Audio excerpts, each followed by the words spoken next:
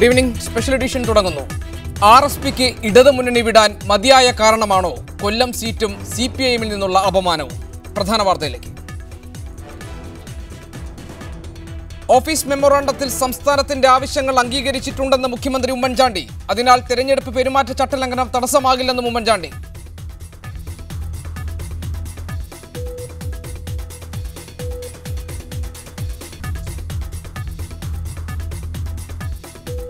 RSP LDF വിട്ടെന്ന് സംസ്ഥാന secretary A. Azeez. പ്രേമചന്ദ്രനെ കൊല്ലത്ത് മത്സരിപ്പിക്കാനും സംസ്ഥാന കമ്മിറ്റി തീരുമാനം.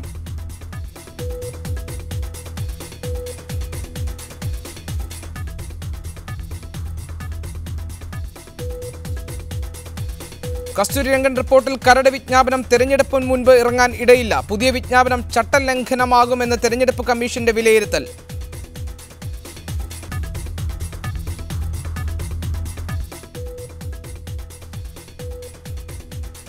കോൺഗ്രസിന്റെ ആദ്യഘട്ട സ്ഥാനാർത്ഥി പട്ടിക പുറത്തിറക്കി. സോണിയാഗാന്ധി റായ്ബറേലിയിലും രാഹുൽ ഗാന്ധി അമേഠിയിലും മത്സരിക്കും. പട്ടികയിൽ ആധാർ ചുമതലക്കാരൻ നന്ദൻ നിലഖേനി അടക്കം 194 പേർ. 35% പേർ ചെറുപ്പക്കാർ.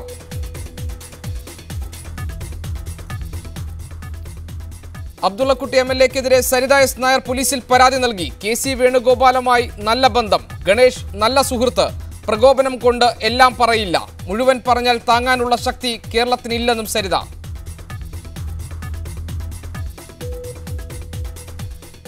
ആശ്രമങ്ങളുടെ മറവിൽ സംസ്ഥാനത്ത് CIA ചാരന്മാർ തമ്പടിക്കുന്നുവെന്ന് RSS നേതാവിന്റെ വെളിപ്പെടുത്തൽ. ആധ്യാത്മിക കേന്ദ്രങ്ങൾ CIA-യുടെ നിയന്ത്രണത്തിൽ. കേരളത്തിലെ ആധ്യാത്മികതയെ നിലനിർത്തുന്നത് വിദേശ പണമെന്ന് RSS-ന്റെ മുൻ ഭൗതിക് ശിക്ഷക് പ്രമുഖ് TR സോമശേഖരൻ.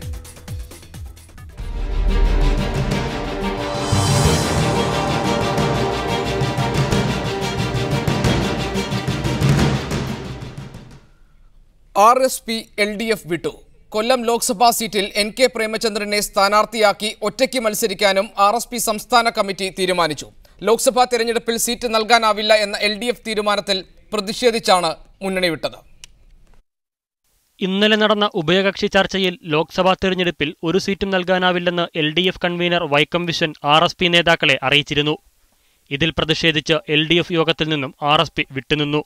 ഭാവി നടപടികൾ തീരുമാനിക്കാൻ ഇന്ന് രാവിലെ ചേർന്ന സെക്രട്ടേറിയറ്റ് യോഗത്തിൽ കൊല്ലത്ത് ഒറ്റയ്ക്ക് മത്സരിക്കാനും തീരുമാനിച്ചു. ഉച്ചയ്ക്ക് ശേഷം ചേർന്ന സംസ്ഥാന കമ്മിറ്റി ഈ നിർദ്ദേശം അംഗീകരിക്കുകയും LDF മുന്നണിയിൽ തുടരേണ്ടതില്ല എന്ന സുപ്രധാന തീരുമാനവും കൈക്കൊണ്ടു. 16-ാം ലോക്സഭാ തെരഞ്ഞെടുപ്പിൽ കൊല്ലത്ത് RSP ഒറ്റയ്ക്ക് മത്സരിക്കാൻ തീരുമാനിച്ചു. സ്ഥാനാർത്ഥിയായി സഖാവ് NK പ്രേമചന്ദ്രനെ തീരുമാനിക്കുകയും ചെയ്തു. LDF തുടരാനും ഞങ്ങൾ തീരുമാനിച്ചിട്ടില്ല. LDF-ന്റെ തുടർന്നുള്ള യോഗങ്ങളിൽ ഞങ്ങളുടെ പ്രതിനിധികൾ പങ്കെടുക്കുന്നതുമല്ല. UDF-ലേക്ക് പോകേണ്ട സാഹചര്യം വന്നാൽ അതും ആലോചിക്കുമെന്നും A. അസീസ് പറഞ്ഞു. LDF ഇല്ല എന്ന് പറഞ്ഞ് UDF-ൽ എന്റെ ചർച്ചകളൊന്നും നടന്നിട്ടില്ല. അത്തരമൊരു സാഹചര്യം ഉണ്ടായാൽ അത് ആലോചിക്കും. സീറ്റ് നിഷേധിച്ചതിലല്ല, CPM-ന്റെ ഏകപക്ഷീയമായ തീരുമാനങ്ങളാണ് മുന്നണി വിടാൻ പ്രേരിപ്പിക്കുന്നതെന്ന് സ്ഥാനാർത്ഥിയായി പ്രഖ്യാപിക്കപ്പെട്ട NK പ്രേമചന്ദ്രൻ പറഞ്ഞു. അപ്പോൾ RSP അടക്കമുള്ള ഘടക പാർട്ടികൾ ഇടതുപക്ഷ ജനാധിപത്യ മുന്നണിയിൽ ഒരു പ്രസക്തവുമല്ല എന്ന ഒരു സന്ദേശമാണ് സത്യത്തിൽ അതുമൂലം ഞങ്ങൾക്ക് ലഭിച്ചത്. തീരുമാനത്തിൽ ഇനി മാറ്റമില്ലെന്നും ദേശീയ തലത്തിലുള്ള ഇടത് ഐക്യം സംരക്ഷിക്കുമെന്നും നേതാക്കൾ കൂട്ടിച്ചേർത്തു. അതേസമയം RSPയെ തിരികെ കൊണ്ടുവരാനുള്ള ശ്രമം ദേശീയ തലത്തിലെടുക്കുമെന്ന് CPM PB അംഗം S. രാമചന്ദ്രൻ പിള്ള പറഞ്ഞു. ഞങ്ങളുടെ പ്രതീക്ഷ ഈ രാഷ്ട്രീയമായ കാര്യങ്ങളെ പരിഗണിച്ച് അവർ തിരുത്തുമെന്ന് തന്നെയാണ്. സവാദ് മുഹമ്മദ്, മീഡിയ 1, തിരുവനന്തപുരം. LDF വിടാനുള്ള തീരുമാനം RSP സംസ്ഥാന നേതൃത്വം എടുത്തത് ദേശീയ നേതൃത്വത്തിന്റെ എതിർപ്പ് മറികടന്ന്. ഇന്നത്തെ സെക്രട്ടേറിയറ്റിലും സംസ്ഥാന കമ്മിറ്റിയിലും പങ്കെടുത്ത RSP ദേശീയ സെക്രട്ടറി TJ ചന്ദ്രചൂഡൻ എതിരഭിപ്രായം ഉന്നയിച്ചെങ്കിലും ഭൂരിപക്ഷം അംഗങ്ങളും തള്ളി. ഇതിന്റെ നീരസം ചന്ദ്രചൂഡൻ പരസ്യമായി പ്രകടിപ്പിക്കുകയും ചെയ്തു. ദേശീയ തലത്തിൽ ഇടതു പാർട്ടികളുമായുള്ള വിശാല ഐക്യത്തിന് ദോഷം ചെയ്യുന്നതാണ് ഇന്നത്തെ RSP സംസ്ഥാന നേതൃത്വത്തിന്റെ തീരുമാനം. ഇതുകൊണ്ടാണ് മുന്നണി വിടാനും ഒറ്റക്ക് മത്സരിക്കാനുമുള്ള തീരുമാനത്തെ കേന്ദ്ര നേതൃത്വം എതിർത്തത്. സംസ്ഥാന സെക്രട്ടേറിയറ്റിലും സംസ്ഥാന കമ്മിറ്റിയിലും TJ ചന്ദ്രചൂഡൻ ഇക്കാര്യം അറിയിക്കുകയും ചെയ്തു. എന്നാൽ ചന്ദ്രചൂഡന്റെ അഭിപ്രായത്തെ ഭൂരിപക്ഷം അംഗങ്ങളും തള്ളി. മുന്നണി വിടാനുള്ള തീരുമാനം ഔദ്യോഗികമായി പ്രഖ്യാപിക്കപ്പെട്ട ശേഷം മാധ്യമപ്രവർത്തകർ പ്രതികരണം ആരാഞ്ഞപ്പോൾ ചന്ദ്രചൂഡൻ ഇതിലുള്ള അതൃപ്തി പ്രകടിപ്പിക്കുകയും ചെയ്തു. താൻ ശ്രമിച്ചിട്ടും തീരുമാനത്തിൽ നിന്ന് പിന്തിരിപ്പിക്കാനായില്ലെന്ന് അദ്ദേഹം ഒരു കേന്ദ്ര നേതാവുമായി നടത്തിയ ടെലിഫോൺ സംഭാഷണത്തിൽ പറയുന്നുണ്ടായിരുന്നു. The decision is over and the party state committee has decided to seek the approval of the National Committee on this. I attended the committee full time, but I didn't participate.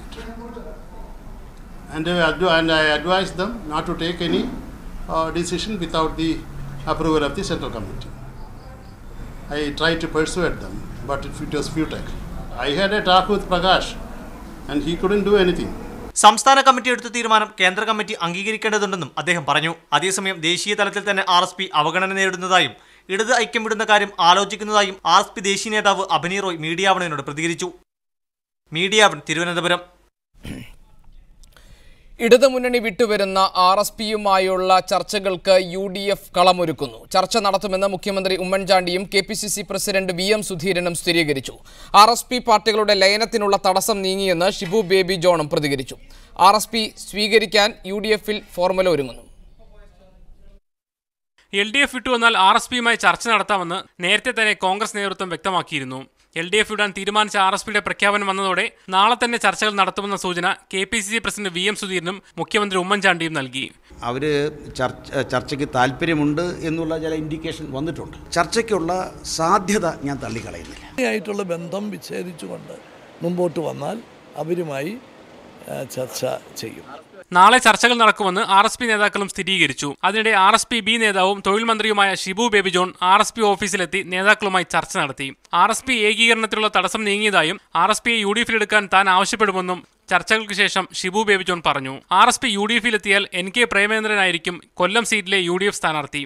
കൂടാതെ കൊല്ലം mayor സ്ഥാനം, നിയമസഭാ തെരഞ്ഞെടുപ്പിൽ RSP മത്സരിച്ച സീറ്റുകൾ എന്നിവ നൽകുന്ന രീതിയിലുള്ള ഫോർമുലയാണ് ചർച്ചയിലുള്ളത്. UDFിൽ RSP എത്തുന്നതോടെ RSP ലയനത്തിലുള്ള സാധ്യതയും തെളിയും. അതോടെ മുസ്ലിം ലീഗും കേരള കോൺഗ്രസ് എമ്മും കഴിഞ്ഞാൽ UDFിലെ വലിയ കക്ഷിയാകും 3 MLAമാരുള്ള ഐക്യ RSP.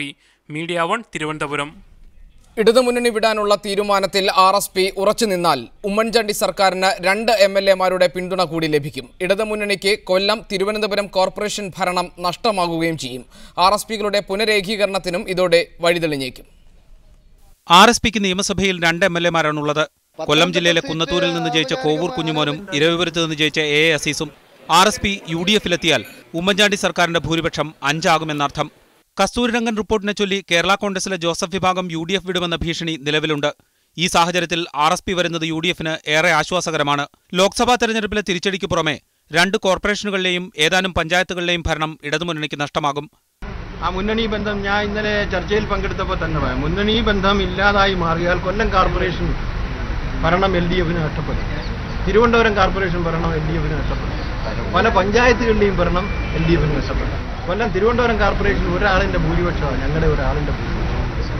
കൊല്ലം കോർപ്പറേഷനിൽ 7 അംഗങ്ങൾ ഞങ്ങളുടെ ആളുകളാണ്. ഞങ്ങളുടെ ഭൂരിപക്ഷത്തിലാണ് കൊല്ലം കോർപ്പറേഷൻ. ഈ സ്ഥാനങ്ങളെല്ലാം പോകും. UDFിലേക്ക് പോകാൻ RSP തീരുമാനിച്ചാൽ പാർട്ടിയുടെ പുനരേകീകരണത്തിനും വഴിതെളിയും. RSPയെ UDFിലേക്ക് RSP-B നേതാവും മന്ത്രിയുമായ ഷിബു ബേബി ജോൺ സ്വാഗതം ചെയ്തിട്ടുണ്ട്.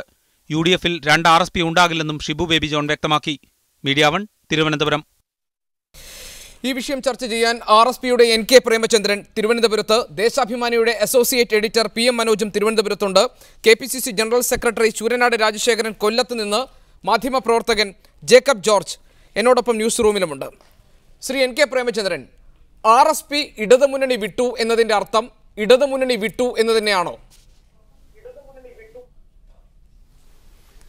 ഞങ്ങളെന്നെടുത്ത പ്രധാനപ്പെട്ട തീരുമാനം വരുന്ന ലോക്സഭാ തെരഞ്ഞെടുപ്പിൽ കൊല്ലം ലോക്സഭാ മണ്ഡലത്തിൽ പാർട്ടി ഒറ്റയ്ക്ക് മത്സരിക്കാനുള്ള അന്തിമ തീരുമാനം കൈക്കൊണ്ടു.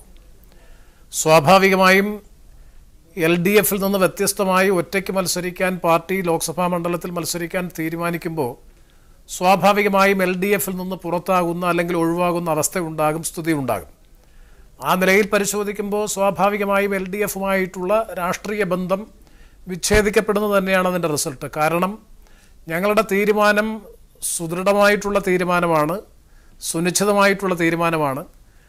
കാരണം കഴിഞ്ഞ 2 ലോക്സഭാ തെരഞ്ഞെടുപ്പുകളിൽ 3 ലോക്സഭാ തെരഞ്ഞെടുപ്പുകളിൽ ഒരു ഘട്ടത്തിൽ മത്സരിക്കാൻ അത് ഞങ്ങൾ ജയിച്ചു നിന്ന സാഹചര്യത്തിലാണ്. 1999 ഏതാണ്ട് 77,000 വോട്ടിൻ്റെ ഭൂരിപക്ഷത്തിന് കൊല്ലം ലോക്സഭാ മണ്ഡലത്തിൽ RSPയുടെ പ്രതിനിധി ജയിച്ചു നിന്ന സാഹചര്യത്തിലാണ് പാർട്ടിക്ക് സീറ്റ് നഷ്ടപ്പെട്ടത്. അന്നും അതുപോലെ 2009 കഴിഞ്ഞ ലോക്സഭാ തെരഞ്ഞെടുപ്പിലും കൊല്ലം ലോക്സഭാ സീറ്റിൻ്റെ ആവശ്യം ശക്തമായി ഉന്നയിക്കുകയും എന്നാൽ ഒരു ഘട്ടത്തിൽ വലിയ വാദപ്രതിവാദങ്ങൾ ഉണ്ടായതിനു ശേഷം മന്ത്രിയെ പിൻവലിക്കുന്നത് അടക്കമുള്ള തീരുമാനങ്ങൾ പാർട്ടി സെക്രട്ടേറിയറ്റ് എടുത്തതിന് ശേഷം ആ പിൻവലിക്കാനെടുത്ത തീരുമാനം പിൻവലിക്കേണ്ടുന്ന ഒരു സ്ഥിതി വലിയ ഡാമേജാണ് പാർട്ടി സംഘടനയ്ക്ക് ആ കാലയളവിൽ ഉണ്ടായത്.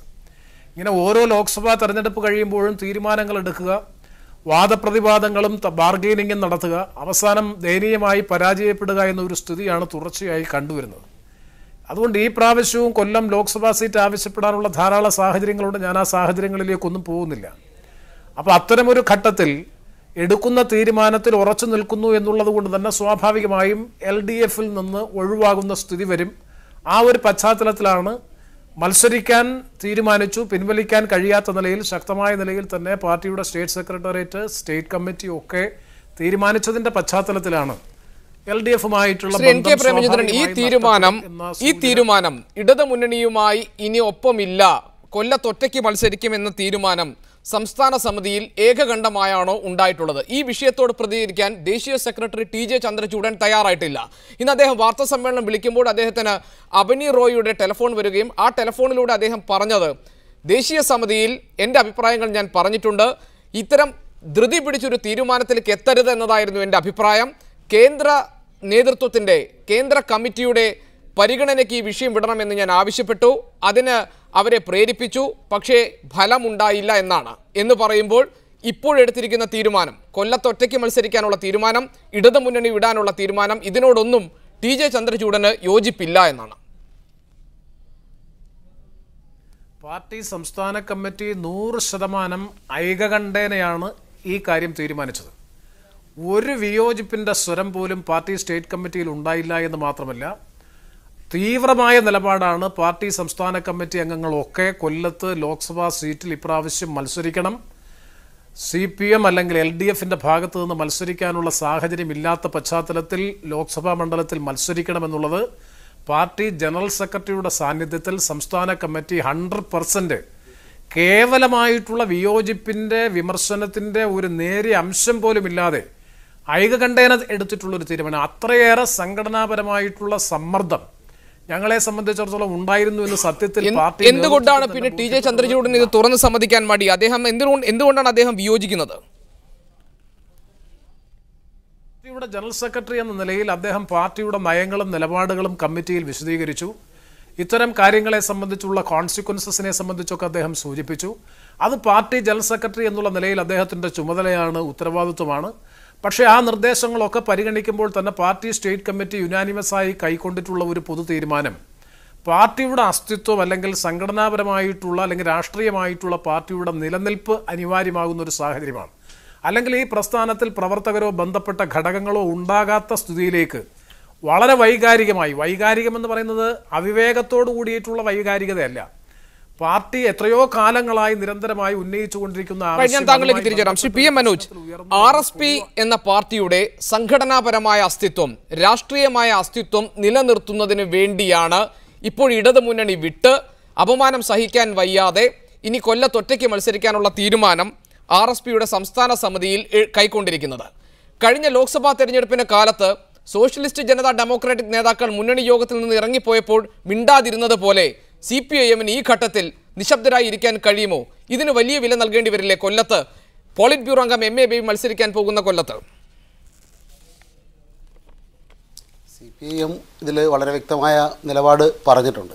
അത് ഇന്ന് പാർട്ടി സംസ്ഥാന സെക്രട്ടറി സഖാവ് പിണറായി വിജയൻ, പോളിറ്റ് ബ്യൂറോ അംഗം സഖാവ് S രാമേന്ദ്രൻപിള്ള, അതുപോലെ പ്രതിപക്ഷ നേതാവ് സഖാവ് VS അച്യുതാനന്ദൻ, ഇവരൊക്കെ അത് RSP ഈ വൈകാരികമായ തീരുമാനം എടുക്കരുത്, അവർ മുന്നണിയിൽ തന്നെ തുടരണം എന്നാണ് അവർ ആവശ്യപ്പെട്ടിട്ടുള്ളത്.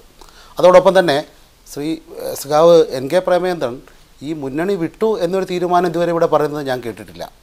അവർ പറയുന്നത് അവരുടെ വികാരം സ്വാഭാവികമാണ്. നമുക്ക് ക്ലാരിഫൈ ചെയ്യാം. NK പ്രേമചന്ദ്രൻ അങ്ങനെയാണോ? പാർട്ടി രണ്ടായ അല്ല, അതൊന്ന് ക്ലാരിഫൈ ചെയ്യാം ശ്രീ മനോജ്. ശ്രീ NK പ്രേമചന്ദ്രൻ, മുന്നണി വിട്ടു എന്നൊരു തീരുമാനം താങ്കൾ ഇവിടെ പറഞ്ഞിട്ടില്ലേ? ഞാൻ പറഞ്ഞല്ലോ, LDFൽ RSP ഒറ്റയ്ക്ക് മത്സരിക്കാൻ RSP കൊല്ലം ലോക്സഭാ മണ്ഡലത്തിൽ ഒറ്റയ്ക്ക് മത്സരിക്കാൻ തീരുമാനിക്കുമ്പോൾ അത് LDFിൻ്റെ നയത്തിനും LDFിൻ്റെ തീരുമാനത്തിനും വിരുദ്ധമായിട്ടുള്ളതാണ്. അത് LDF കൊല്ലം സീറ്റ്, ലോക്സഭാ സീറ്റിൽ സഖാവ് MA ബേബിയാണ് മത്സരിക്കുന്നത്. അവിടെയാണ് RSPയുടെ സ്ഥാനാർത്ഥി മത്സരിക്കുന്നത്. ആ തീരുമാനം നിലനിൽക്കുന്ന പശ്ചാത്തലത്തിൽ സ്വാഭാവികമായും പിന്നീട് LDF-ൽ പാർട്ടിയെ സംബന്ധിച്ചിടത്തോളം ഒരു പരിഗണനയുടെ പ്രാതിനിധ്യത്തിൻ്റെ ഒരു പ്രശ്നമുണ്ടാകുന്നില്ല. അതാണ് പൊതുവായി. അത് മാത്രവുമല്ല, ഞങ്ങളുടെ സ്റ്റേറ്റ് കമ്മിറ്റി എടുത്ത മറ്റൊരു തീരുമാനം തുടർ ചർച്ചകൾക്കായി പോകണ്ട എന്നുള്ളതാണ്. LDF-ൽ ഇതുമായി NK പ്രേമചന്ദ്രൻ, തുടർന്നുള്ള ചർച്ചകൾക്കുള്ള എല്ലാ വാതിലുകളും നിങ്ങൾ അടയ്ക്കുന്നു. കൊല്ലത്ത് നിങ്ങൾ മത്സരിക്കാൻ പോകുന്നു. MA ബേബിക്കെതിരെ നിങ്ങൾ സ്ഥാനാർത്ഥിയെ നിർത്തും. ഒക്കെ ശരി. അപ്പോൾ ഇടത് മുന്നണി വിടുന്നു. ഇനി നിങ്ങൾക്ക് UDF-ൽ ഒരു ഇടം കിട്ടിയാൽ എല്ലാവരുടെയും സഹായം സ്വീകരിക്കുമെന്ന് നേരത്തെ തന്നെ A അസീസ് പരസ്യമായി പറഞ്ഞു കഴിഞ്ഞു. ഇനിയിപ്പോൾ UDF-ന്റെ സഹായം കിട്ടിയാൽ സ്വീകരിക്കും, UDF-ൽ ഇടം കിട്ടിയാൽ അതും സ്വീകരിക്കും, അല്ലേ?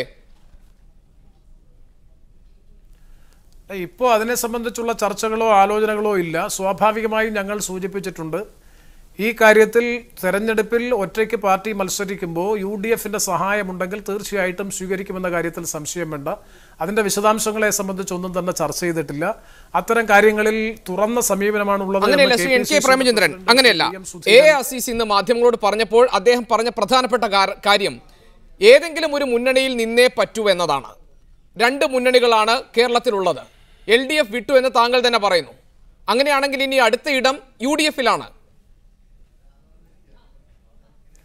ആ കാര്യത്തെ സംബന്ധിച്ച് ഇപ്പോൾ 100% ഉറപ്പിച്ച് പറയാൻ കഴിയില്ല. കാരണം അങ്ങനെ ഏതെങ്കിലും തരത്തിലുള്ള ധാരണയോ അല്ലെങ്കിൽ അത്തരത്തിലുള്ള ചർച്ചകളോ ഒന്നും ഉണ്ടാകാത്ത പശ്ചാത്തലത്തിൽ ഇപ്പോൾ ആ കാര്യത്തെ സംബന്ധിച്ചൊന്നും പറയാൻ കഴിയില്ല. അവർ കഴിഞ്ഞ ദിവസം ഇന്ന് KPCC പ്രസിഡന്റ് അടക്കം ഇന്നലെ DCC പ്രസിഡന്റ് ഉൾപ്പെടെ ഉള്ളവർ പരസ്യമായി മാധ്യമങ്ങളോട് പങ്കുവച്ചത് RSP അങ്ങനെ ഒരു നിലപാട് സ്വീകരിച്ചാൽ അവർ സർവാത്മന അതിനെ പിന്തുണയ്ക്കും എന്നുള്ള ഒരു നിലപാടാണ് സ്വീകരിച്ചത്. അല്ലെങ്കിൽ അതിന് അനുകൂലമായിട്ടുള്ള നിലപാട് സ്വീകരിക്കുമെന്ന് അവർ പ്രഖ്യാപിച്ചു. തീർച്ചയായും അത്തരത്തിലുണ്ടാകുന്ന സഹായങ്ങളെ അല്ലെങ്കിൽ പിന്തുണയെ പാർട്ടി സ്വാഗതം ചെയ്യുന്നു. അത് ഉൾക്കൊള്ളും എന്ന നിലയിലാണ് സൂചിപ്പിച്ചത്. താങ്കൾ ഇതിനെ മനസ്സിലാക്കുന്നത് ഇടതു മുന്നണി വിട്ടിട്ടില്ല, സ്വാഭാവികമായി ഇനിയും ഒരു ഉഭയകക്ഷി ചർച്ചയ്ക്ക് കൂടിയാലോചനകൾക്കുള്ള ഇടം ബാക്കി നിൽക്കുന്നുണ്ട്.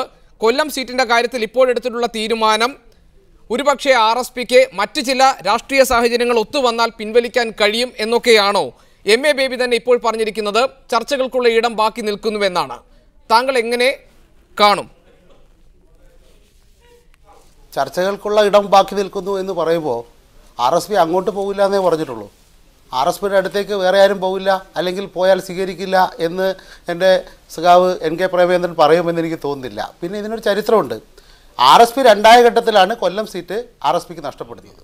അതിനുശേഷം ഒരു വിഭാഗം LDF-ൽ വന്നു, ഒരു വിഭാഗം UDF-ൽ നിന്നു. ആ UDF-ൽ നിൽക്കുന്ന ഒരു വിഭാഗം ഉണ്ടല്ലോ, അവരാണ് ഇപ്പോൾ LDF-ലുള്ള RSP അങ്ങോട്ട് വരൂ എന്ന് പറഞ്ഞ് ക്ഷണിക്കുന്നത്. അവർക്കവിടെ സീറ്റ് എന്ന് പറയാനുള്ള അർഹത പോലും ഇല്ല. UDF-ലാണെങ്കിൽ ഒരുപാട് കക്ഷികൾ. മലബാർ മേഖലയിൽ ജയിക്കണമെങ്കിൽ ലീഗ് വേണം, ലീഗിന് 2 സീറ്റ്. മധ്യ കേരളം ജയിക്കണമെങ്കിൽ കേരള കോൺഗ്രസ് വേണം, അവർക്ക് 1 സീറ്റ്. അങ്ങനെ കോൺഗ്രസിനെ ജയിപ്പിക്കുന്ന പ്രധാനപ്പെട്ട 2 കക്ഷികൾക്ക് ആകെ കൊടുക്കുന്നത് 3 സീറ്റ്. ബാക്കി 17 സീറ്റ് കോൺഗ്രസ് ഒറ്റയ്ക്ക് എടുക്കുന്നു. മറ്റെല്ലാ കക്ഷികളും, എത്ര കക്ഷികളുണ്ട് അവിടെ, ആ കക്ഷികൾക്കൊക്കെ സീറ്റില്ലാതെ വിഷമിച്ച് നിൽക്കുമ്പോൾ LDF-ന്റെ ഭാഗമായി നിൽക്കുന്ന RSP വന്നാൽ സീറ്റ് തരും എന്ന് അവർക്ക് പറയാം. പക്ഷേ ഇന്ന് INDUC നേതാവ് ചന്ദ്രശേഖരൻ അദ്ദേഹം പത്രസമ്മേളനം നടത്തി പറഞ്ഞു പറ്റില്ല എന്ന്. അതുപോലെ മുരളീധരൻ ഈ KPCC പ്രസിഡന്റിനെ പോയി കണ്ട് അങ്ങനെ സീറ്റ് കൊടുക്കാൻ പറ്റില്ല എന്ന് പറഞ്ഞു. ഇങ്ങനെ നിരവധി ഡെവലപ്മെൻറ്റ്സ് അവിടെയുണ്ട്. അതുകൊണ്ട് നമ്മൾ ഏതെങ്കിലും തരത്തിലൊരു പെട്ടെന്നൊരു തീരുമാനം, ഒരു വികാര വിക്ഷോഭത്തിൻ്റെ പേരിൽ ഒരു തീരുമാനം എടുക്കുന്നു. അതോടെ RSP ഇടതുപക്ഷ കക്ഷിയാണ്. ആ ഇടതുപക്ഷ കക്ഷി എന്ന് പറയുമ്പോൾ ഇടതുപക്ഷത്ത് നിൽക്കേണ്ടവരാണ്. അവർ ഇന്നലെ വരെ പറഞ്ഞതും ഇന്ന് പറഞ്ഞുകൊണ്ടിരിക്കുന്നതുമായ രാഷ്ട്രീയമുണ്ട്, അഖിലേന്ത്യാ തലത്തിലുള്ള രാഷ്ട്രീയമുണ്ട്. ആ അഖിലേന്ത്യാ തലത്തിലുള്ള രാഷ്ട്രീയത്തെ ആകെ, അല്ലെങ്കിൽ രാജ്യത്ത് നിലനിൽക്കുന്ന രാഷ്ട്രീയ സാഹചര്യത്തെ ആകെ ഒറ്റ നിമിഷം കൊണ്ട് തള്ളിപ്പറഞ്ഞ് അത് ഇന്നലെ വരെ എതിർത്ത, നേരത്തെ CPIM കോൺഗ്രസിനോട് അനുകൂല സമീപനം സ്വീകരിക്കുന്നു എന്നാണ് എൻ്റെ സഖാവ് NK പ്രേമചന്ദ്രൻ. അതൊക്കെ ഉണ്ട്. അപ്പോഴും RSP പറയുന്നത് ഇനി ഇതേപോലെ അപമാനം സഹിച്ച് ഇടതു മുന്നണിയിൽ തുടരാൻ കഴിയില്ല എന്നാണ്. CPIM-ഉം CPIയും രഹസ്യമായി സീറ്റുകൾ പങ്കിട്ടെടുത്ത ശേഷം, സ്ഥാനാർത്ഥി നിർണയം നടത്തിയ ശേഷം, സീറ്റ് വിഭജനം നടത്തിയ ശേഷം ഒരു ചർച്ചയ്ക്ക് വിളിച്ച് അപമാനിക്കുന്നതിലും ഭേദം മുന്നണി വിടുന്നതാണെന്നതാണ്. അത് ഒരു ഹൈപ്പോത്തിക്കൽ ക്വസ്റ്റ്യനാണ്. കാരണം നേരത്തെ ഈ കൊല്ലം സീറ്റിൽ കഴിഞ്ഞ തവണ മത്സരിച്ചത് RSP അല്ല, അതിന് മുമ്പത്തെ തവണയും മത്സരിച്ചത് RSP അല്ല. 2000-ൽ അന്ന് പകുതി രാജ്യസഭാ മെമ്പർ സ്ഥാനമാണ് സഖാവ് NK പ്രേമചന്ദ്രൻ കൊടുത്തത്. അത് പകുതിയാകുമ്പോൾ ആരും പിടിച്ചു വാങ്ങിയില്ല, പൂർണ്ണമായും കൊടുത്തു. അത് ലോക്സഭാ സീറ്റ് തെരഞ്ഞെടുപ്പിൽ അന്ന് മത്സരിക്കാൻ കഴിയാത്തത് കൊണ്ട് RSP കൊടുത്തൊരു പരിഗണനയായിരുന്നു. ആ പരിഗണന അത് കഴിഞ്ഞ് സഖാവ് എൻ കെ പ്രേമചന്ദ്രൻ 2006 മത്സരിച്ച് മന്ത്രിയായി. ആ മന്ത്രിസ്ഥാനം 2011 വരെ തുടർന്നു. 2011 ഉള്ള തെരഞ്ഞെടുപ്പിൽ ചവറയിൽ പരാജയപ്പെട്ടു. ഇതൊക്കെ RSPക്ക് കോൺഗ്രസിലോ അല്ലെങ്കിൽ UDFിലോ മറ്റൊരു മുന്നണി സംവിധാനത്തിലോ കൊടുക്കാത്ത അവകാശവും ശ്രീ എൻ കെ പ്രേമചന്ദ്രൻ, താങ്കൾ ഈ പറയുന്നതെല്ലാം ഇതിന്റെ ഭാഗമായി നിന്നുകൊണ്ട് കിട്ടിയ പരിഗണനകളുടെ പട്ടിക പോലെയാണ് ശ്രീ PM മനോജ് പറയുന്നത്. ഞാൻ താങ്കളിലേക്ക് തിരിച്ചു വരാം. ഏതായാലും ശ്രീ ശൂരനാട് രാജശേഖരൻ, കളി നടന്നുകൊണ്ടിരിക്കുകയാണ്. കോൺഗ്രസ് വളരെ സൂക്ഷ്മതയോടുകൂടി കാത്തു നിൽക്കുന്നു. ഒരുപക്ഷെ ഇന്നല്ലെങ്കിൽ നാളെ UDFിലേക്ക് RSPയെ കൊണ്ടുവരാമെന്ന പ്രതീക്ഷയുണ്ടാകും. VM സുധീരൻ, മുഖ്യമന്ത്രി ഉമ്മൻചാണ്ടി, ഷിബു ബേബി ജോൺ, നിങ്ങളുടെ പാളയത്തിൽ നിന്ന് ഒരുപാട് പേർ കളി ഒരു തീരുമാനത്തിൽ എത്തുന്നതിന് മുൻപേ ക്ഷണവുമായി അങ്ങോട്ട് ചെന്നു. എന്ത് കണക്കുകൂട്ടലിന്റെ അടിസ്ഥാനത്തിലാണ് ഇങ്ങനെയൊക്കെ ചിന്തിക്കുന്നത്? കേരള കോൺഗ്രസ് M തന്നെ സീറ്റിന്റെ കാര്യത്തിൽ പിണങ്ങി നിൽക്കുന്നു. മറ്റ് പല പ്രശ്നങ്ങളും UDFിനകത്തുണ്ട്. പിണറായി വിജയൻ പറഞ്ഞതുപോലെ വികാരത്തിന് അടിമപ്പെട്ടത് UDF അല്ലേ? വളരെ പെട്ടെന്ന് തന്നെ ക്ഷണവുമായി എത്തി കാര്യങ്ങൾ തീർപ്പാക്കാനുള്ള ധൃതി കാണിക്കുന്നത്.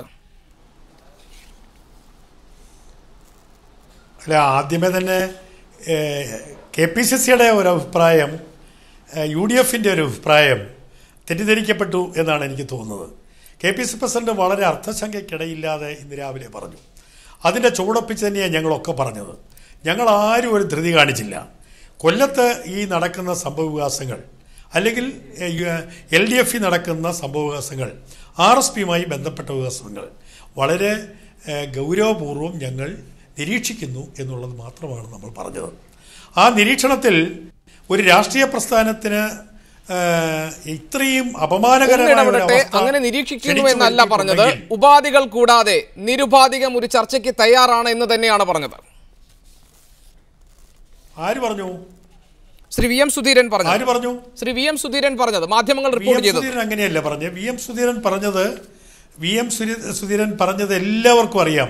ഞങ്ങൾ കൂട്ടായിട്ട് ആലോചിച്ചെടുത്ത തീരുമാനമാണ് അദ്ദേഹം പറഞ്ഞത്.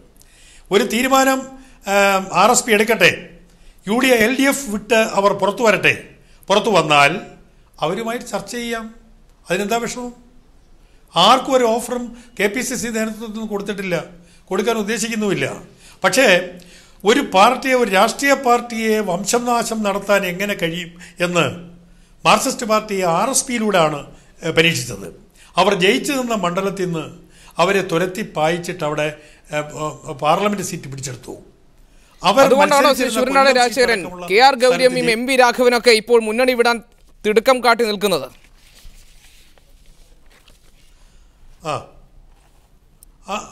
എവിടെയാ? MV രാഘവനും അവരാരും പാർലമെന്റിൽ മത്സരിച്ചിരുന്നില്ലല്ലോ. അവരാരും ഒരഭിപ്രായവും ഇപ്പൊ പറഞ്ഞിട്ടില്ലല്ലോ. UDFിൽ പരിഗണന കിട്ടുന്നില്ല എന്നുള്ളത് അവർക്ക് എപ്പോഴുമുള്ള അഭിപ്രായമാണ്, അവരുടെ പരാതിയാണ്. കിട്ടുന്നില്ലെന്ന് ഒരു പാർട്ടിയും ഇന്നേതുവരെ ഇപ്പൊ പറയുന്നില്ല. എല്ലാവർക്കും വേണ്ടത്ര പരിഗണനയും സാവകാശമുള്ള ചർച്ചയും കൊടുത്തുകൊണ്ടാണ് KPCC നേതൃത്വവും UDF നേതൃത്വവും ഈ കാര്യത്തിൽ മുന്നോട്ട് പോകുന്നത്. ഞാൻ തിരിച്ചു വരാം. മന്ത്രി ഷിബു ബേബി ജോൺ ടെലിഫോൺ ലൈനിലുണ്ട്. ശ്രീ ഷിബു ബേബി ജോൺ, താങ്കൾ ആത്മാർത്ഥമായി വിശ്വസിക്കുന്നുണ്ടോ RSP UDFിലേക്ക് വരുമെന്ന്? അല്ല, അത് UDF തീരുമാനിക്കേണ്ട കാര്യമാണ്. RSP ഇന്ന് ഇടതുപക്ഷ ജനാധിപത്യ മുന്നണിയുമായിട്ടുള്ള ബന്ധം വിച്ഛേദിക്കാൻ മാത്രമാണ് ഇന്ന് തീരുമാനിച്ചിരിക്കുന്നത്. UDFുമായി ചർച്ചകൾ ആരംഭിച്ചിട്ടില്ല, വരുമെന്ന് അവർ പറഞ്ഞിട്ടില്ല. ഈ ഇന്നത്തെ രാഷ്ട്രീയ സാഹചര്യം KPCCയും UDF നേതാക്കന്മാരും വിലയിരുത്തിയിട്ട് അതെങ്ങനെ രാഷ്ട്രീയമായി പ്രയോജനപ്പെടുത്താനൊക്കെ എന്നുള്ളതിനെ കുറിച്ച് ചർച്ച ചെയ്ത് തീരുമാനിക്കും ഞങ്ങൾ. അതിന്റെ അടിസ്ഥാനത്തിലായിരിക്കും ഭാവി തീരുമാനങ്ങൾ. RSP ഒറ്റയ്ക്ക് മത്സരിക്കാൻ തീരുമാനിച്ചപ്പോൾ തന്നെ വേണമെങ്കിൽ ചർച്ചകൾക്ക് മുൻകൈ എടുക്കാനുള്ള സന്നദ്ധത താങ്കൾ പ്രകടിപ്പിച്ചിരുന്നു. അത് എന്ത് പ്രതീക്ഷയുടെ അടിസ്ഥാനത്തിലാണ്? ഞാൻ അങ്ങനെ ഒന്നും പ്രകടിപ്പിച്ചില്ല. എന്റെ അടുത്തുള്ള ചോദ്യങ്ങൾക്ക് ഞാൻ അതിന് ഉത്തരം പറഞ്ഞു എന്നാണ്.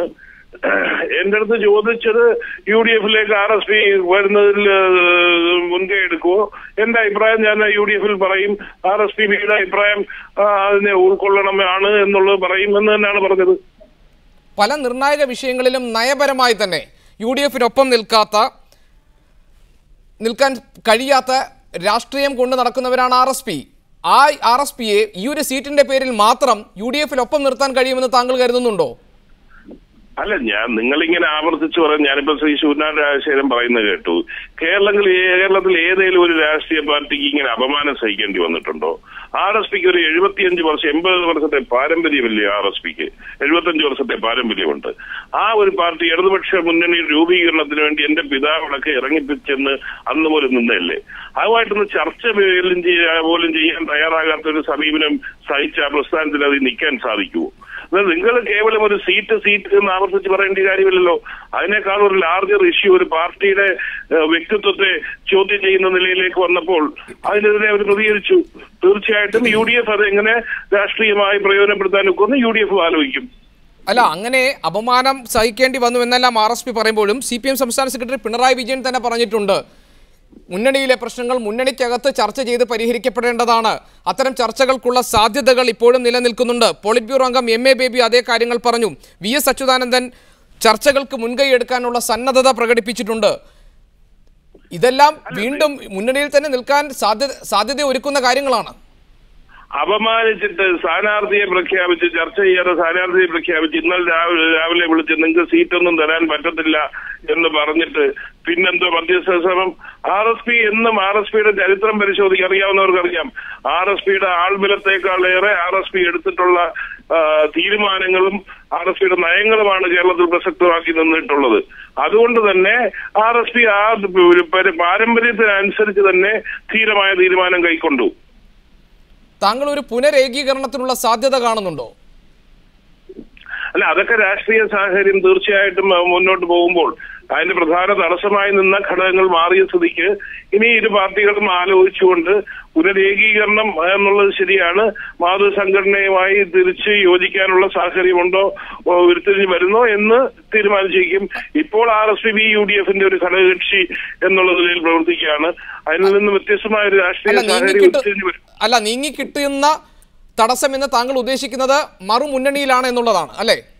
നീങ്ങിക്കിട്ടുന്ന തടസ്സം എന്നാണ് ഇരു മുന്നണികളിലായി നിന്നു. പാർട്ടി യോജിക്കണമെന്ന് പാർട്ടിയെ സ്നേഹിക്കുന്ന എല്ലാവർക്കും ആഗ്രഹം ഉണ്ടായിരുന്നെങ്കിലും രണ്ട് മുന്നണികളിലായി നിന്നത് തടസ്സങ്ങൾ സൃഷ്ടിച്ചിരുന്നു. ഇന്നിപ്പോ ആ തടസ്സം നീങ്ങിയിരിക്കുകയാണ്.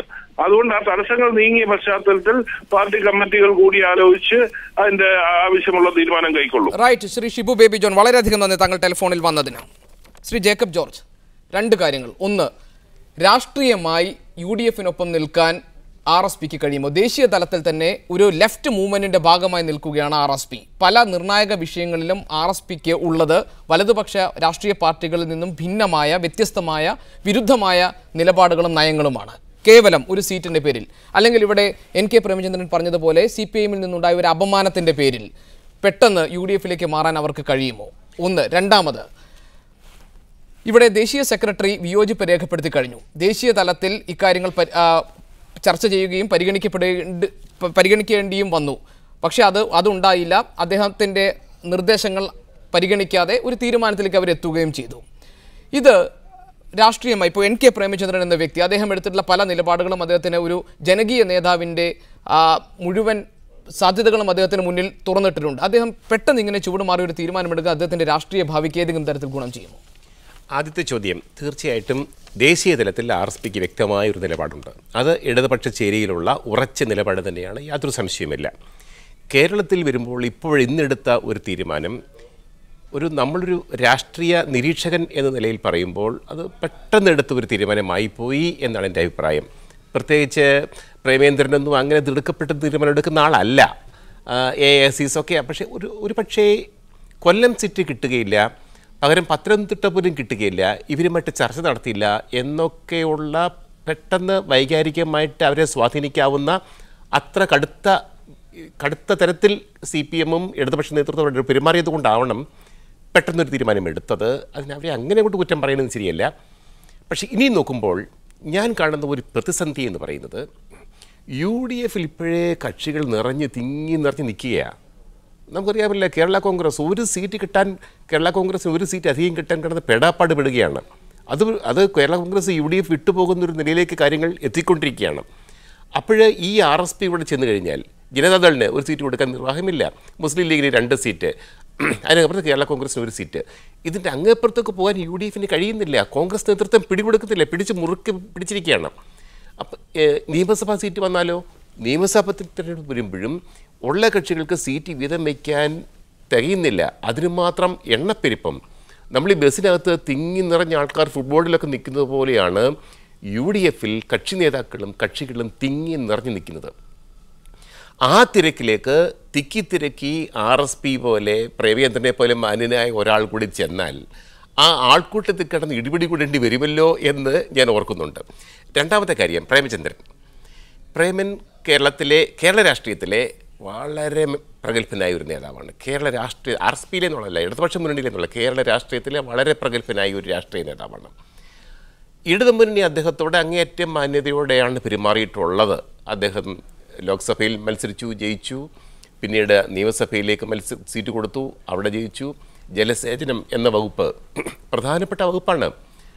ഇപ്പോൾ PJ ജോസഫ്, കേരള കോൺഗ്രസിൻ്റെ പ്രധാന നേതാവായി PJ ജോസഫ് നേരത്തെയും ഇപ്പോഴും ചുമതല നോക്കിക്കൊണ്ടിരുന്ന വകുപ്പാണത്. ആ വകുപ്പ് കൊടുത്തു. അത് തീർച്ചയായിട്ടും പ്രേമേന്ദ്രന് കഴിവ് അംഗീകരിച്ചുകൊണ്ടാണ്.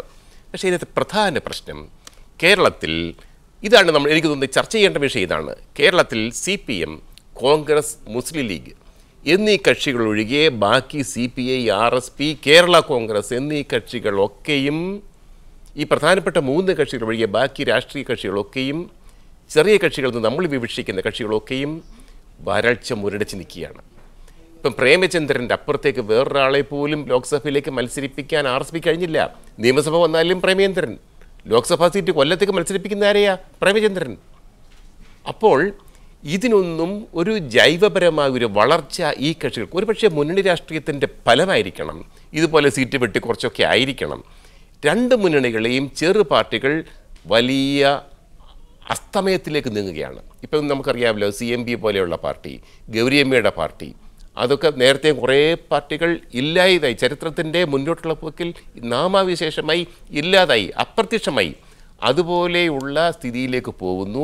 അതിൽ നിന്ന് ഒഴിവാക്കേണ്ട ചുമതലയും രാഷ്ട്രീയ പാർട്ടികൾക്ക് പ്രസക്തി ഉണ്ടാക്കി കൊടുക്കേണ്ട ഉണ്ടാക്കേണ്ട ചുമതലയും ഈ നേതൃത്വത്തിനുണ്ട്. പക്ഷേ എന്തുകൊണ്ടോ CPI ഉൾപ്പെടെയുള്ള RSP ഉൾപ്പെടെയുള്ള ഘടകകക്ഷികൾക്ക് അർഹമായ രീതിയിൽ വളരാൻ കഴിയുന്നില്ല എന്നുള്ള വസ്തുത കൂടി അവർ ഓർക്കണം എന്ന് ഞാൻ പറയുകയാണ്. ശ്രീ NK പ്രേമചന്ദ്രൻ, UDF-ലേക്ക് പോകുന്ന കാര്യം 100% തീരുമാനിച്ചിട്ടില്ല എന്ന് പറയുമ്പോൾ ഇനിയും ചർച്ചകൾക്കുള്ള സാധ്യത അടഞ്ഞിട്ടില്ല ഇടതുപക്ഷത്ത് എന്നല്ലേ അതിൻ്റെ അർത്ഥം?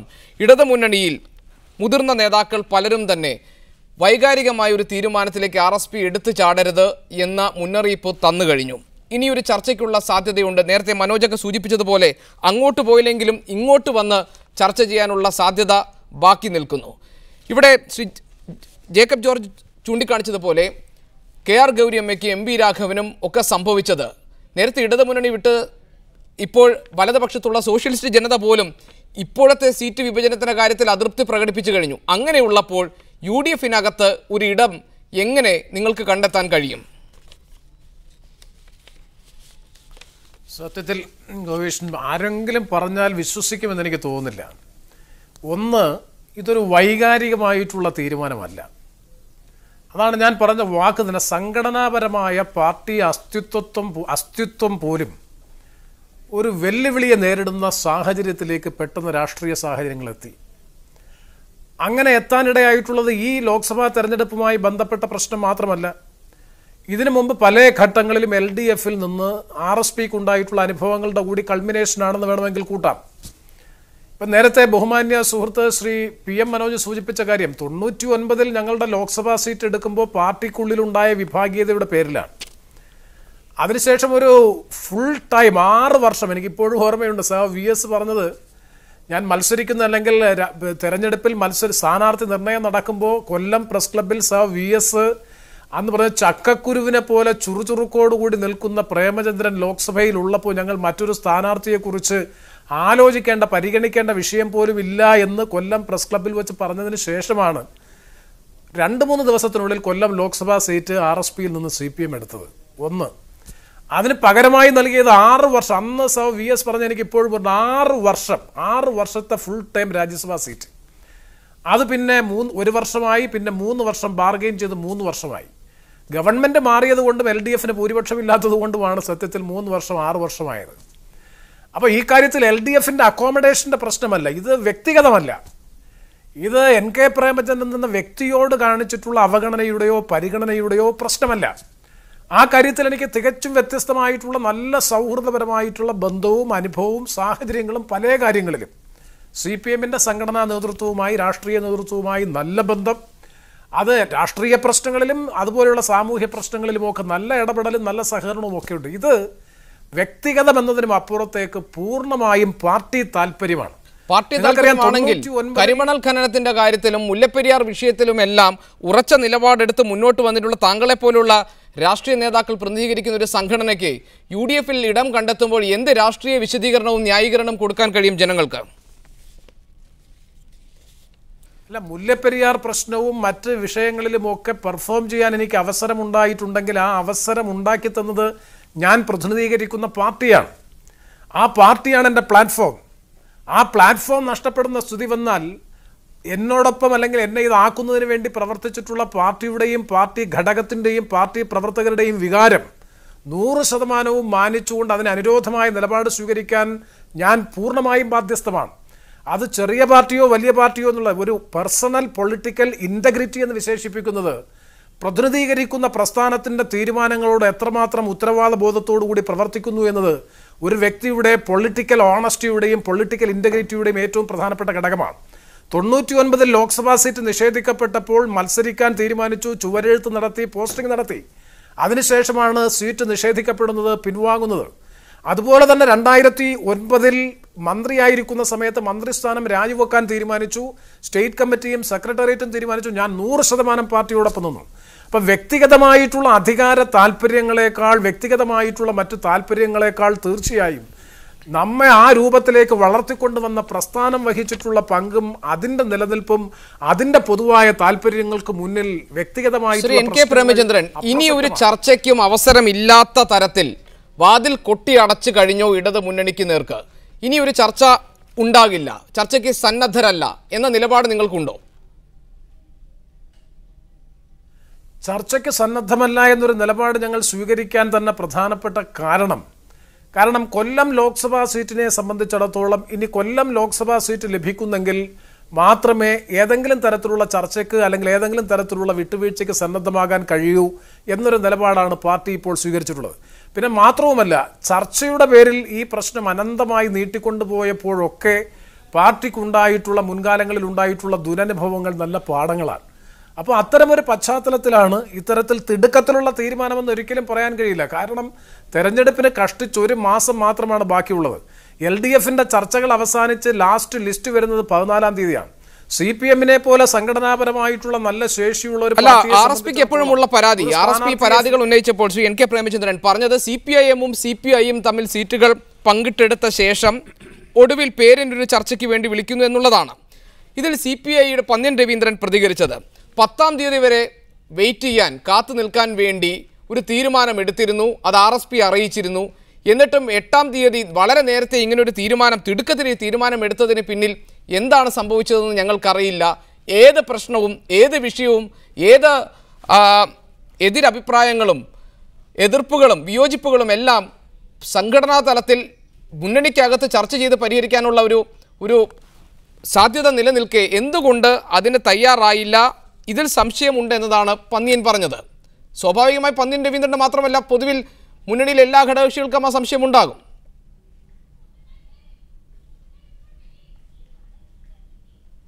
കാലങ്ങളിലേതുപോലെ ഏറ്റവും ഒടുവിൽ തെരഞ്ഞെടുപ്പുമായി ബന്ധപ്പെട്ട ചർച്ചകളെല്ലാം പൂർത്തീകരിച്ച് അവസാന ഘട്ടത്തിൽ വിട്ടുവീഴ്ച ചെയ്ത് മുന്നണിയോടൊപ്പം നിൽക്കുക എന്ന ഒരു സ്ഥിതി ഇപ്പോഴും ഉണ്ടാകുമെന്ന് തന്നെ CPI-യും CPM-ഉം പ്രതീക്ഷിച്ചിട്ടുണ്ടാകും. പന്ന്യൻ രവീന്ദ്രൻ്റെ കഴിഞ്ഞ ദിവസത്തെ പ്രതികരണം തന്നെ ഞങ്ങൾ ശ്രദ്ധിച്ചു. അദ്ദേഹം സൂചിപ്പിച്ചത് ഇത് വൈകാരികമായിട്ടുള്ള ഒരു പ്രതികരണം മാത്രമാണ്. ഒരു പാർട്ടി വിയോജിപ്പ് പ്രകടിപ്പിക്കുമ്പോൾ ഒരു തെരഞ്ഞെടുപ്പുമായി ബന്ധപ്പെട്ട സീറ്റ് വിഭജനത്തെ സംബന്ധിച്ച് ആ പാർട്ടിയുടെ ഒരു ഗൗരവതരമായിട്ടുള്ളൊരു ആവശ്യം ഉന്നയിക്കുമ്പോൾ അത് കേവലം വികാരപരമായിട്ടുള്ള പ്രകടനമാണ് എന്ന നിലയിലാണ് CPI-യുടെ സംസ്ഥാന കൗൺസിൽ സെക്രട്ടറി പന്ന്യൻ രവീന്ദ്രൻ അതിനെ വിശേഷിപ്പിച്ചത്. മാത്രവുമല്ല, RSP സീറ്റ് ചോദിച്ചിരിക്കുമ്പോൾ കൊല്ലത്ത് LDF-ന്റെ കൺവീനറും പന്ന്യൻ രവീന്ദ്രൻ സെക്രട്ടറി ആയിട്ടുള്ള പാർട്ടിയുടെ ജില്ലാ കമ്മിറ്റി സെക്രട്ടറി ആയിട്ടുള്ള R രാമചന്ദ്രൻ അവിടെ സൂചിപ്പിച്ചത് സീറ്റിൽ മത്സരിക്കാൻ ഏറ്റവും പ്രധാനമായി യോഗ്യതയുള്ളത് MA ബേബിക്കാണെന്നും അതുപോലെ RSP അല്ലെങ്കിൽ ഘടകകക്ഷികൾ ആവശ്യമില്ലാതെ സീറ്റിനെ സംബന്ധിച്ചുള്ള വിവാദമുണ്ടാക്കി ആവശ്യമില്ലാതെ ചർച്ച ഉണ്ടാക്കുന്നത് മുന്നണിയുടെ താല്പര്യത്തിന് ഗുണകരമല്ല എന്ന നിലയിൽ പരസ്യമായി ഒരു ദൃശ്യമാധ്യമ ചാനലിനോട് ഇൻ്റർവ്യൂ കൊടുത്തു. ഞാനിത് സൂചിപ്പിക്കുന്നത് എല്ലാ കാലങ്ങളിലും ഉണ്ടാകുന്നത് പോലെ ചർച്ചകൾ അനന്തമായി നീട്ടിക്കൊണ്ടുപോയി അവസാനം മുന്നണിയോടൊപ്പം നിൽക്കുന്ന ഒരു സ്ഥിതി ഉണ്ടാകും എന്നൊരു ധാരണ സ്വതവേ ഒരുപക്ഷെ CPIക്കും അതിനെ സംബന്ധിച്ച് ഉണ്ടായേക്കാം. ശ്രീ NK പ്രേമചന്ദ്രൻ, ഞാനൊരു വ്യക്തതയ്ക്ക് വേണ്ടി ചോദിക്കട്ടെ. അതായത് കൊല്ലം സീറ്റിന്റെ കാര്യത്തിലല്ലാതെ, ഈ കൊല്ലം സീറ്റ് എന്ന വിഷയം മുൻനിർത്തി അല്ലാതെ ഇടതു മുന്നണിയുമായി ഒരു ചർച്ചയ്ക്കില്ല, അങ്ങനെ ഞാൻ മനസ്സിലാക്കട്ടെ? തീർച്ചയായിട്ടും. റൈറ്റ്. ശ്രീ മനോജ്, കൊല്ലം സീറ്റിന്റെ കാര്യത്തിൽ അല്ലാതെ ഒരു ചർച്ചയ്ക്ക് RSP ഇനി ഇല്ല എന്ന് വെച്ചാൽ ഇടതു മുന്നണി വിടുകയാണെന്നർത്ഥം, എന്ന് വെച്ചാൽ അത് UDFിലേക്ക് പോകുമെന്നർത്ഥം. CPIM ഇക്കാര്യത്തിൽ ഒരു വിട്ടുവീഴ്ച മനോഭാവത്തോടുകൂടി ചർച്ച ചെയ്ത് RSPയെ കൂടെ നിർത്താൻ ശ്രമിക്കേണ്ടതുണ്ടോ? അല്ല, അതല്ലല്ലോ പ്രശ്നം. ഇതുവരെ പറഞ്ഞ ഒരു പാർലമെൻറ്റ് സീറ്റിന് വേണ്ടി ഇതുവരെ കൊണ്ടു നടന്ന രാഷ്ട്രീയം ഒരു സുപ്രഭാതത്തിൽ ഇട്ടെറിഞ്ഞ് പോകാൻ പറ്റുന്ന രാഷ്ട്രീയ ബോധം മാത്രമേ RSPക്കും എൻ്റെ സുഹൃത്ത് ശ്രീ പ്രേമചന്ദ്രനും ഉള്ളൂ എന്ന് ഞാൻ ധരിക്കുന്നില്ല. അതുകൊണ്ട് തന്നെ വികാര വിക്ഷോഭമുണ്ട്, അത് സങ്കടമുണ്ട്, വിഷമമുണ്ട്, ഇതൊക്കെ ഉണ്ടാവും. ഇതൊക്കെ ആയാൽ പോലും ഒരു രാഷ്ട്രീയ കോസ് ഉണ്ടല്ലോ, ആ കോസ് ഇടതുപക്ഷത്തിൻ്റെ കോസാണ്. അതിനു വേണ്ടി നിൽക്കാനുള്ള ഒരു ബാധ്യത സ്വയം അവർക്ക് ആ രാഷ്ട്രീയ കോസിൽ നിൽക്കണമെങ്കിൽ ഇവിടെ NK പ്രേമചന്ദ്രൻ പറയുന്നത് അതിനൊരു സംഘടന വേണമല്ലോ.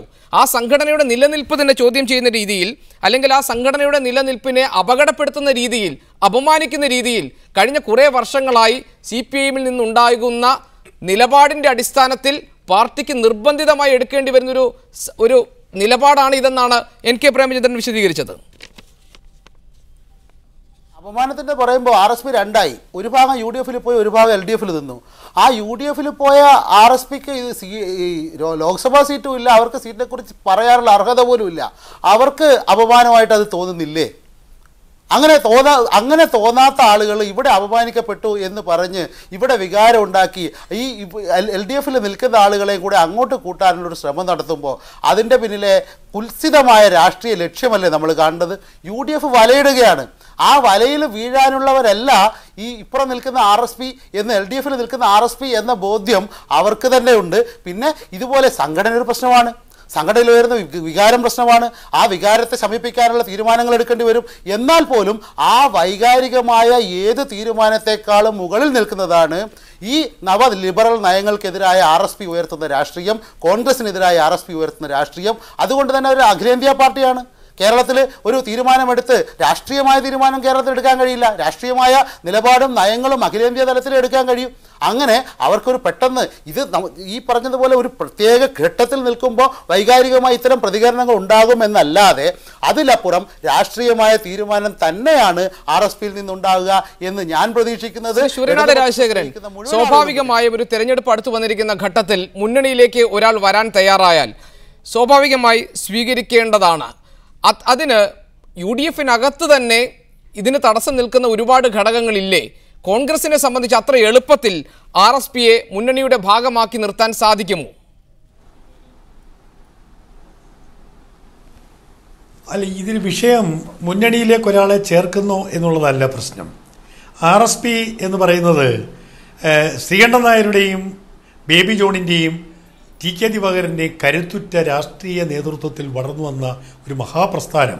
നേരത്തെ പ്രേമേന്ദ്രൻ തന്നെ പറഞ്ഞ പോലെ, അല്ലെങ്കിൽ ഷിബു ബേബി ജോൺ തന്നെ പറഞ്ഞ പോലെ, അതിൻ്റെ അംഗബലത്തിനേക്കാൾ പോയകാല കേരള രാഷ്ട്രീയത്തിൽ അവർ വഹിച്ച പങ്ക് ചെറുതൊന്നുമല്ല. അങ്ങനെയുള്ള ഒരു മഹാപ്രസ്ഥാനത്തിന്, അങ്ങനെയുള്ളൊരു പ്രസ്ഥാനം, വിശേഷിച്ച് കൊല്ലത്തിൻ്റെ രാഷ്ട്രീയ ഭാവയെ നിശ്ചയിച്ചതിൽ ഈ നേതാക്കന്മാർക്കെല്ലാം പങ്കുണ്ടായിരുന്നു. അങ്ങനെയുള്ള ഒരു രാഷ്ട്രീയ പ്രസ്ഥാനത്തിൻ്റെ നേതാക്കന്മാർ ഇന്ന് അനുഭവിക്കുന്ന അപമാനകരമായ അവസ്ഥ, ആ അവസ്ഥയാണ് അവർ പൊതുസമൂഹത്തോടും UDFിനോടും പറഞ്ഞത്. ആ UDFിനോട് അത് പറയുമ്പോൾ ചർച്ച ചെയ്യുമ്പോൾ തീർച്ചയായിട്ടും UDFിൻ്റെ വിവിധ ഘടകങ്ങളിൽ അത് ആലോചിക്കുമ്പോൾ കൃത്യമായി അതിനുള്ള അംഗീകാരവും നടപടിയും ഉണ്ടാകും എന്ന് തന്നെയാണ്. ശ്രീ ശൂരനാട് രാജശേഖരൻ, അവർ വരാനുള്ള പ്രധാന കാരണം, അല്ലെങ്കിൽ അവർ ഇടതുമുന്നണി വിടാനുള്ള പ്രധാന കാരണം കൊല്ലം സീറ്റാണ്. കൊല്ലം സീറ്റ് വേണമെന്നുള്ളതായിരുന്നു അവരുടെ ആവശ്യം. അവിടെയാണ് അവർക്ക് അപമാനം സഹിക്കേണ്ടി വന്നത്. അതിൽ ഒരു പരിഹാരം ഉണ്ടാക്കാൻ കോൺഗ്രസിന് കഴിയുമോ? പ്രേമേന്ദ്രൻ്റെ വാക്കുകൾ ഞാൻ കേട്ടുകൊണ്ടിരുന്നതാണ്. കൊല്ലം സീറ്റ് മാത്രമല്ല അവരെ അപമാനിച്ചത്, അവരെ ഒരു രാഷ്ട്രീയ പ്രസ്ഥാനം എന്നുള്ള നിലയിലുള്ള അവരുടെ ഇൻറ്റഗ്രിറ്റിയെ ചോദ്യം ചെയ്ത പല ഘടകങ്ങളുണ്ടായിരുന്നു. അവർ 97-ൽ മത്സരിക്കുമ്പോൾ 70,000 പര വോട്ടിന് ജയിച്ചു നിൽക്കുന്ന ഒരു പാർട്ടിയോട് കാണിച്ച മാന്യത അവർ കാണിച്ചില്ല എന്ന് പറഞ്ഞില്ലേ? അത് കഴിഞ്ഞ 2 തവണയും 2 അസംബ്ലി തെരഞ്ഞെടുപ്പ് സമയത്തും അതിൻ്റെ പാർട്ടി സെക്രട്ടറി VP രാമകൃഷ്ണനുള്ള പേര് കൊല്ലത്തെ ചൗരുകളിൽ മുഴുവൻ നിറഞ്ഞതാണ്. ഒരു ചർച്ചകൾ പോലും ഇല്ലാതെ പുതിയ CPM-ന്റെ സ്ഥാനാർത്ഥി വരികയും RSP തന്നെ മുൻകൈയെടുത്ത് ആ ചുവരുകൾ മായ്ക്കുകയും ചെയ്യുന്നത് കൊല്ലത്തെ പൊതുസമൂഹം കണ്ടതാണ്. അപ്പൊ സീറ്റ് മാത്രമല്ല, വികാരം മാത്രമല്ല അവരെ നയിക്കുന്നത്. ശ്രീ ജേക്കബ് ജോർജ്, ഇവിടെ കോൺഗ്രസിന്റെ നിലപാട് ഇപ്പോൾ മനസ്സിലായല്ലോ. CPM-ന്റെ കാര്യത്തിൽ പോളിറ്റ് ബ്യൂറോ അംഗം MA ബേബി മത്സരിക്കുന്ന കൊല്ലത്ത് അദ്ദേഹത്തിന്റെ വിജയത്തെ ബാധിക്കുന്ന തരത്തിൽ, അല്ലെങ്കിൽ അദ്ദേഹത്തിന്റെ ഏതെങ്കിലും തരത്തിൽ അദ്ദേഹത്തിന് ദോഷമുണ്ടാക്കുന്ന തരത്തിലേക്കൊരു നിലപാടെടുക്കാൻ RSPയെ CPM അനുവദിക്കുമോ? ഇത് സ്വാഭാവികമായും ഒരു പാച്ചപ്പ് ലൈനിലേക്ക് CPM-ന് നീങ്ങേണ്ടി വരില്ലേ? അല്ലാതെ മറ്റെന്തെങ്കിലും പോകാൻ വഴിയുണ്ടോ അവർക്ക്? അല്ല, പാച്ചപ്പ് ലൈനിലേക്ക് ഇനി അതിനുള്ള സമയം വൈകിയെന്നാണ് എനിക്ക് തോന്നുന്നത്. ഒന്നാമത് തെരഞ്ഞെടുപ്പിന് ഇനി അധിക ദിവസങ്ങളില്ല. RSP കേരള ഘടകം ഏതായാലും ശക്തമായൊരു നിലപാട് സ്വീകരിച്ചിരിക്കുന്നു.